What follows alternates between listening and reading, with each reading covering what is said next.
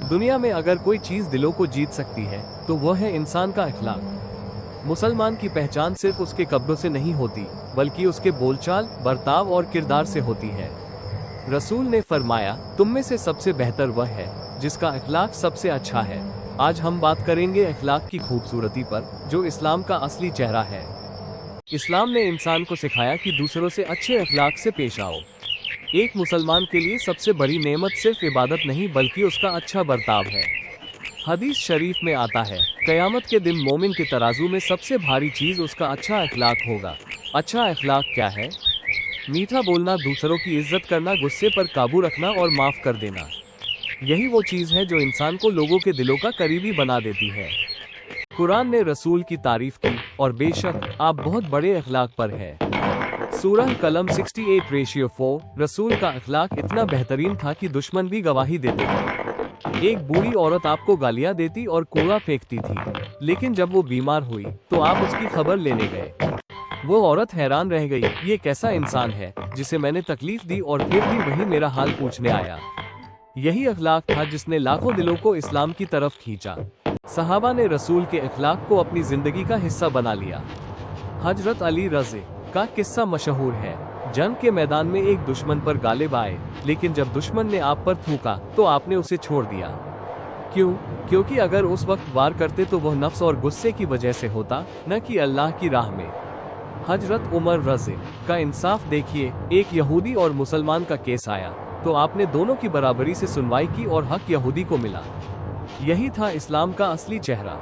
आज के दौर में लोग इस्लाम को किताबों से नहीं बल्कि मुसलमानों के अखलाक से पहचानते हैं। सोचिए, अगर एक मुसलमान ट्रैफिक में सब्र करे, दुकानदार सच्चाई से सौदा करे, पड़ोसी का हक अदा करे, तो क्या यह इस्लाम की सबसे बड़ी दावत नहीं होगी? आज लोग ये कहते हैं कि मुसलमान नमाज पढ़ता है, लेकिन उसका बर्ताव ठीक नहीं। असल में असली मुसलमान वही है जिसका नमाज भी दुरुस्त हो और अखलाक भी रोशन हो। बुरा अखलाक रिश्तों को तोड़ देता है, समाज को बर्बाद कर देता है।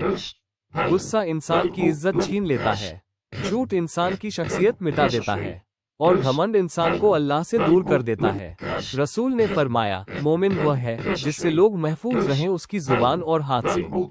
अच्छा अखलाक पैदा करने के कुछ आसान तरीके हैं। 1.